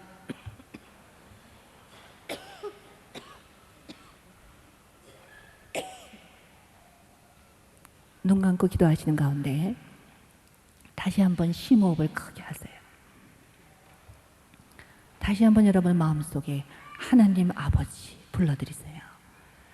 여러분 가운데 혹시 예수님을 알지 못하는 분이 오셨다 할지라도 이 시간 마음을 열고 하나님 아버지를 불러드리세요. 특별한 지식이나 특별한 행위가 필요한 게 아니에요. 주님, 저는 죄인입니다. 예수님이 내 죄 때문에 십자가 달려 돌아가신 것을 믿습니다. 제 마음에 들어와 주세요. 그렇게 아뢰기만 하면 하나님 아버지, 이렇게 하나님의 자녀가 될 수 있는 특권을 갖게 되지요. 예수님을 알고 오랫동안 하나님의 자녀로 지금까지 살아온 분들, 혹시 하나님 아버지 마음을 슬프게 한 일이 있다면 이 시간 용서를 구하면 돼요. 하나님은 용서해 주겠다고 지금 우리 마음을 말씀하고 계시잖아요. 괜찮다. 나는 너를 있는 그대로 용납하기 하고 있자니. 인생의 질문을 가지고 계신 분들 십자가를 기억하세요. 예수님이 다 담당해 주셨어요. 그리고 무엇보다 이 시간 마음의 꿈을 가지세요. 하나님, 이제부터 새로운 시작입니다. 지금까지 살아온 생애가 문제가 아니라 지금부터 남아있는 생애가 문제입니다. 그리고 이 시간 여러분 자녀를 주님께 헌신하세요. 내 자녀야 하고 내 손에 쥐고 있었다면, 내 손에 놓여진 나의 자녀는 문제와 고통투성이지만 하나님 손에 올려놓으면 그 자녀는 놀라운 잠재력과 능력으로 바뀌고 말아요. 이 시간 여러분 가운데 이제 내가 낳은 자녀지만 내 자녀가 아닙니다. 하나님의 자녀입니다. 이렇게 하나님께 헌신하기를 원하는 분 자신 있게 손을 들어서 표현해 주세요. 눈 감고 기도하시는 게 번쩍 드세요. 네, 귀한 손길들, 오늘 손을 든 우리 어머니들 이날을 기억하세요. 네, 번쩍 드신 이 손길들을 하나님 앞에서 지금 손을 드신 거예요. 하나님, 이 자녀는 내가 낳았지만 내 자녀가 아닙니다. 하나님의 자녀입니다. 자, 이제 손을 내리시고 오늘 손을 드신 분들은 이날을 기억하세요. 내가 자녀를 기르다가 안타까울 때도 있지요. 실망스럽고 걱정될 때도 있지요. 두려울 때도 있어요. 그리고 마음 상할 때도 있어요. 그 순간 이날을 기억하세요. 하나님, 이제 내 자녀가 아니라 하나님의 자녀로 드렸었으니까 하나님의 자녀입니다. 하나님 책임져 주세요. 이렇게 말해요. 그리고 우리 자녀에게 필요한 모든 것들을 하나님이 공급해 주세요라고요. 그리고 자녀를 기르시다가 교만해질 때가 있겠지요. 공치사하고 싶을 때도 있을 거예요. 그럴 때도 이날을 기억하세요. 그래, 더 이상 내 자녀가 아니지, 하나님의 자녀지. 하나님께 영광만 돌리는 그런 부모가 되셔야 되겠지요. 살아계신 하나님 아버지, 우리에게 생명을 주신 것을 감사합니다. 이 땅에 사는 동안도 하나님을 아버지로 부르며 살 수 있는 영광스러운 하나님의 자녀로 살게 하시니 감사합니다.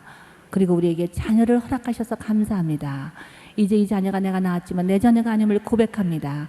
하나님의 자녀입니다. 하나님의 영광을 위해서 기르게 하여 주옵소서. 우리 부모들이 이 자녀를 위해서 수고한 모든 수고를 하나님이 갚아주시고 더 큰 상급으로 채워 주옵소서. 우리 자녀를 필요로 하는, 우리 자녀에게 필요한 모든 것들을 하나님께서 공급하시되 넉넉하게 공급하여 주옵소서. 우리 자녀에게 꿈을 심어주는 부모가 되기를 원합니다. 이 시간 모든 가슴 속에 참으로 여호와를 기뻐하게 하시고 우리 마음의 소원을 이루어지는 놀라운 간증이 있게 하여 주옵소서. 이 놀라운 교회 속에 하나님이 역사하셔서 참으로 세대에서 세대로 이어지는 놀라운 사역을 감당하게 하시니 감사합니다. 이 교회에서 드나드는 모든 젊은이들이, 우리들의 자녀들이 꿈을 갖게 하시고 전 세계 복음을 전파하는 참으로 영광, 하나님의 영광 돌리는 귀한 자녀들이 되게 하시되 그를 위해서 기도하고 수고하는 우리 부모들과 목회자들과 교사들 마음속에 하나님이 상급이 되어 주시옵소서. 예수님 이름으로 기도합니다. 아멘.